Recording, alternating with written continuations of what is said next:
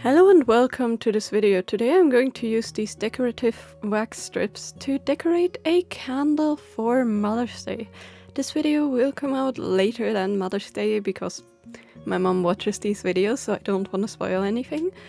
But yeah, let's get into it. And these are just standard, essentially candle wax or wax that's just a tiny bit softer and colored.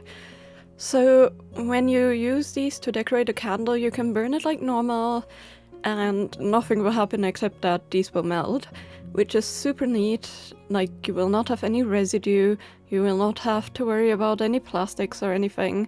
You can just like use the candles as normal. But yeah, these come in 8 colors, but for my project I will need to mix some. For now I'm going to go with some of the more natural colors. And I was thinking about which design I want to make, and then I thought, it's springtime, almost summer, we have some beautiful flowers outside. Why don't I make something that's like akin to tulips? And like looking at pictures of tulips, there's a lot of gradients in the petals, but there's also like single colored petals, of course. But I wanted to try and get a gradient, so I tried the kind of method that you would also use with clay, like when you want to blend polymer clay, where you cut out like wedges that are slightly angled and join them together, and when you then roll them out they like blend together. And this wax was super sticky. It like stuck to everything until I used the like paper base that they have a separator and just rolled it out. And I had to peel a lot of it up from my mouth. As you can see, it didn't blend as much as I thought, so I just went and cut out the petals that I need, but it still has a nice cute little gradient, and as a first try I'm actually decently happy with that. I think it's cute. It's not what I was going for directly, but it's definitely more than usable. So for the flowers, I'm starting out by cutting out like 2 petals, one that I'm halving and one that I'm keeping complete. And then I'm starting out with just like a smushed little blob of clay as the base. And then I'm layering on first some like non-gradient petals here just to bulk it out. And I chose red here because that's like the main prominent color in this case. And then once I have them layered and kind of staggered a little bit so they would have more volume and actually look like a flower, I add, in this case, a central petal. You can totally mix it up and place the petals like a little bit more left and right, depending on how many flowers you make, so they look a little bit different each time. But yeah, I'm adding the central flower here, and then I'm like thinning out the petals that I halved a little bit and placing them on the sides and wrapping them around. And this will immediately stick to the candle in all cases that I've tried, which is super nice, so you don't have to worry too much about like sticking it down, pressing too hard and losing your defined shape.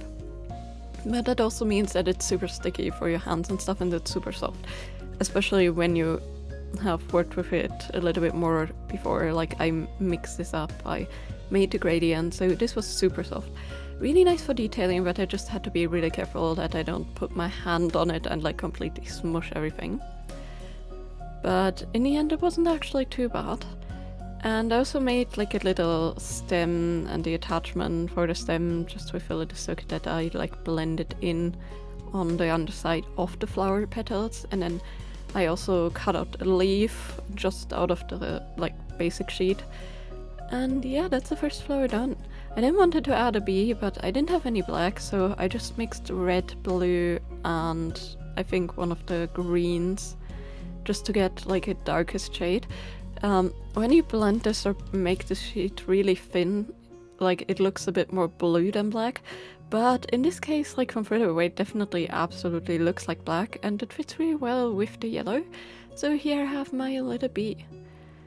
And I could even texture it like a little bit furry looking, and this worked out super well. Like, I didn't expect it to work that well. I guess it's more like a bumblebee. In any case, it's very stylized, but I think it looks really cute. Just having a little critter in between all the flowers. And the texture does a lot, I dare say. Like, this is super, super easy to texture. Almost reminds me of, like, the texture that, like, Fimo Kids has, like, softness-wise. And it holds the detail super nicely, but yeah, definitely have to be careful to not to smudge this. For the leggies of the little critter here, I'm just rolling out a very thin snake of clay, and then I'm using my shaper tool here. This is a silicone shaper tool, and I'm using this to define them. And I add a second layer too in the same way, just on top of the first layer, trying to keep it a little bit 3D, but also not have the thin legs just free floating, because they would smush down really easily. And then I didn't have any white, so I used blue for the wings. And afterwards I decided to try something different with the gradient petals, so I rolled out like a rounded blob of clay in a petal shape, and then I added like little tapered worms of the other color, so in this case yellow. And then I used my finger to like blend them in just a little bit, and I think this looks really nice too, because like the edge is curving around a little bit more. I think I prefer this method because it's actually easier than to try and roll it out and fold it over.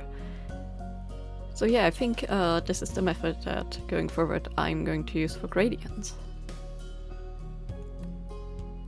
And at this point I'm just adding a lot of cute flowers that have like similar colors.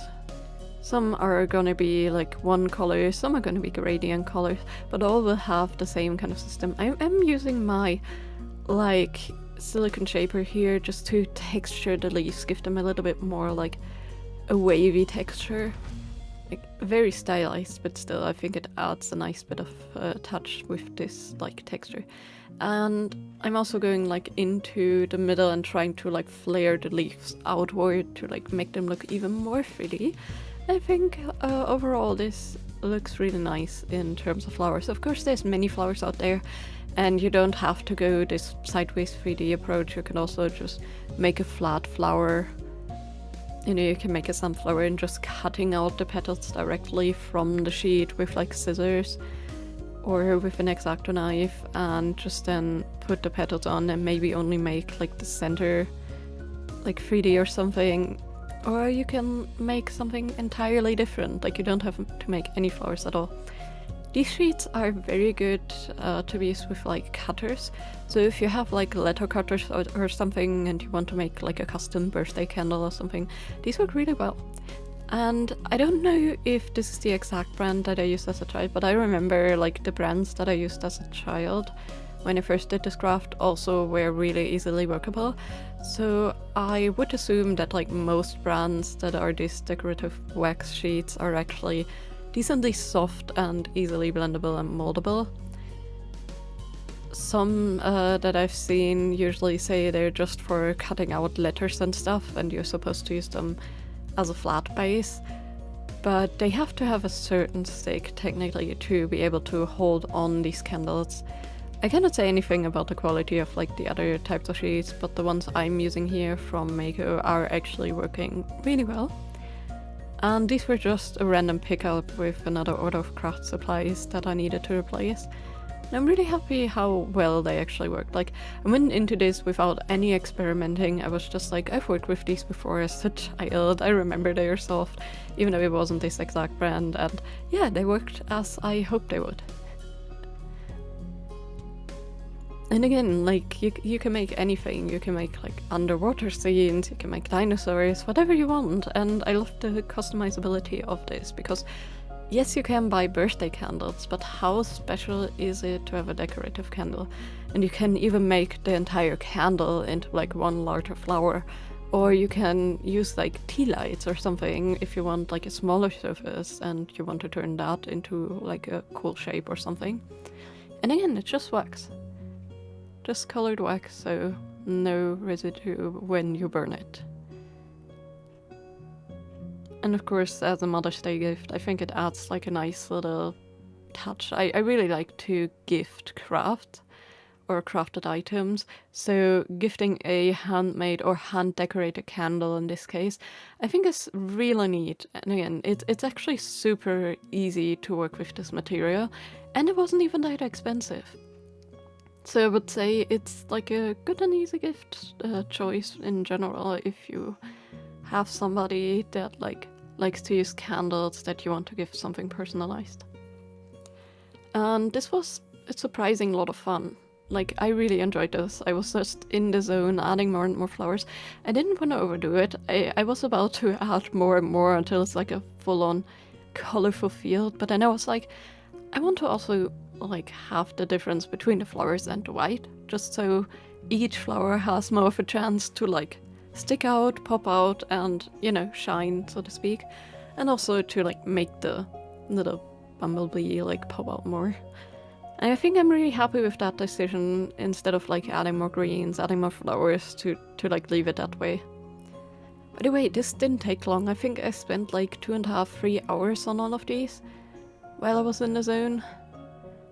And depending on the design, obviously, and the details you add, this would go even faster technically, or you can spend even more time on it. But yeah, I am so happy with the overall result, and I'm happy to say that this candle is now also standing on a windowsill as a decoration, because my mom didn't want to light it because she thought it was too pretty to light it. So I would say that is a very successful gift, and it makes me super happy that she's actually really liking this design and this candle. But yeah, anyway, let me know in the comments down below what you think of this design, and have you ever decorated candles, and if so, how? I've seen some people paint on candles, I've seen some people like carve into colored candles. Like, some colored candles just have the color layer on the outside and you can carve into them and make some fun designs. I think maybe in the future I want to try that too. And as always, I hope you have a great day. See you next time. Bye bye!